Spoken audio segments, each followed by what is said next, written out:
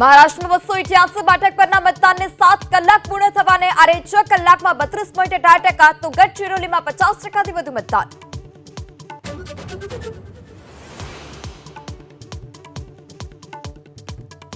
ઝારખંડમાં બીજા તબક્કામાં 1 વાગ્યા સુધીમાં 48% મતદાન. પાકુર જિલ્લામાં સૌથી વધુ 53%, તો 31 બુથ પર સાંજે 4 વાગ્યા સુધી જ કરી શકાશે મતદાન.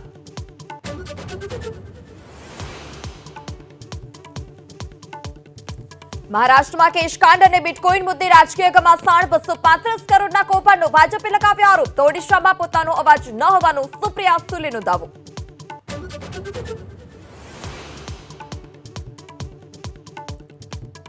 સુરતના અશ્વિન કુમાર ફુલપાડા વિસ્તારમાં ગેસ લીકેજ બાદ સિલિન્ડર બ્લાસ્ટ, 7 લોકો દાઝ્યા. તમામ હોસ્પિટલમાં સારવાર હેઠળ, કેટલાકની હાલત ગંભીર.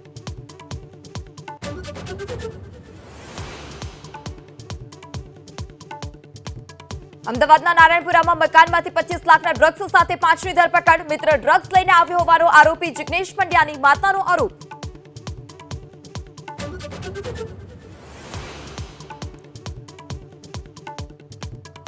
દાહોદમાં કેદારનાથ આશ્રમ શાળાના સંચાલક પર યુવરાજસિંહ જાડેજાનો ગંભીર આરોપ. નોકરીએ હાજર કરવાની અવેજીમાં શિક્ષક પાસેથી 17 લાખ માંગ કર્યાનો ધારાસભ્યના પિતા પર આરોપ.